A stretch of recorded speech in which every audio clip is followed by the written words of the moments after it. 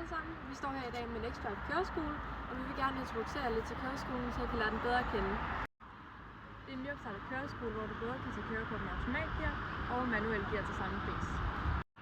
Her i dag så vil vi gerne vise jer Teslaen, som vi kører rundt i her til køretimerne. Til alle vores køretimer, der bliver vi altid hentet af vores gode kørelærer på skolen, eller hvor end det nu er.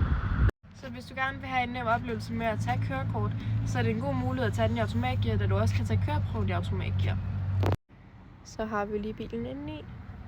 Og hvis I skulle være i tvivl, så er der altså ikke nogen begrænsning på, når du tager det med automatgear, at du så ikke kan køre en manuel gear bagefter, fordi det gælder nemlig til begge to med den nye regel. Jeg har personligt selv haft en mega god oplevelse med at tage kørekort her hos NextDrive. Jeg klarede den på 2 måneder, så det gik super stærkt. Vores kørelærer var mega god til at finde hurtigt teoriprøve og køreprøve til os. Så der er både afdeling i Slagelse, Holbæk, Sorø og Ringsted.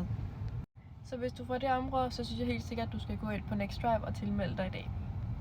Det var alt, jeg havde i dag for jer. Hej hej!